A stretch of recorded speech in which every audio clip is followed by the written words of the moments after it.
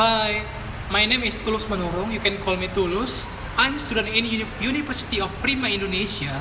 My major is accounting, and I want to sharing to you about the topics akuntansi keuangan lanjutan 1 and enjoy to my video. Kombinasi bisnis bertahap dan divestasi. Pengertian kombinasi bisnis bertahap dan divestasi, akuisisi bertahap bisa terjadi jika induk ingin menguasai sepenuhnya saham anak. Pengendalian. Yang pertama, hak suara dan kontrak. Yang kedua, kontrak. Kombinasi bisnis bertahap hanya dapat terjadi hanya berdasarkan pengendalian berdasarkan hak suara. Penjualan saham anak milik induk disebut dengan istilah divestasi akan mengurangi kepemilikan induk atas perusahaan anak. Akuisisi saham anak bertahap akan meningkatkan hak induk atas laba dan dividen anak. Sedangkan divestasi atas saham anak akan menurunkan hak induk atas laba dan dividen. Pendapatan per akuisisi hak induk atas laba dan dividen anak diperhitungkan sejak tanggal akuisisi. Akuisisi bertahap seperti tabel di bawah ini. Tabel pertama yaitu 20%, 15%, dan 65%. Pada tabel yang kedua yaitu 20% dan 80%. Pendapatan per akuisisi 15%. Divestasi pada tabel yang pertama yaitu 20%, 80%, dan 65%. Pada tabel yang kedua yaitu 20% dan 15%. Jadi, laba konsolidasi dapat dihasilkan dengan cara yang pertama, laba induk periode dalam 1 tahun dalam akun yaitu XXX. Yang kedua, laba anak periode dalam 1 tahun dalam akun yaitu XXX. Kemudian ketiga, pendapatan per akuisisi dalam akun yaitu XXX menjadi persen kep dikali laba dikali periode pra-akuisisi. Yang kemudian, laba kepentingan non-pengendali dalam akun yaitu XXX menjadi persen kep dikali KNP yaitu kepentingan non-pengendali. Kemudian dapat dihasilkan bahwa laba konsolidasi dalam akun yaitu XXX. Kombinasi bisnis bertahap. Penilaian kembali investasi, pihak pengakuisisi mengukur kembali kepentingan ekuitas yang dimiliki sebelumnya pada pihak yang diakuisisi pada nilai wajar tanggal akuisisi dan mengakui keuntungan atau kerugian yang terjadi di dalam laporan laba rugi.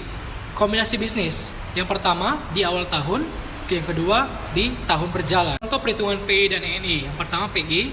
Yang pertama, laba anak 1 Januari sampai 1 April dengan rumus yaitu 55% dikali 3/12 dikali laba anak. Maksud dari 55% dikali 3/12 yaitu dari selisih Januari ke April yaitu ada selisih 3 bulan, yaitu dibagi 3/12 bulan.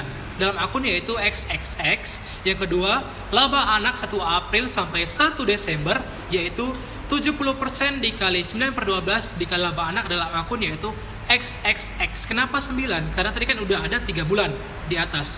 Kemudian amortisasi lainnya dalam akun yaitu XXX, pendapatan investasi dalam akun yaitu XXX. Kemudian LKNP. Dalam LKNP laba anak yaitu 30% dikali laba anak dalam akun yaitu XXX. Kemudian amortisasi dalam akun yaitu XXX. Kemudian LKNP dalam akun yaitu XX.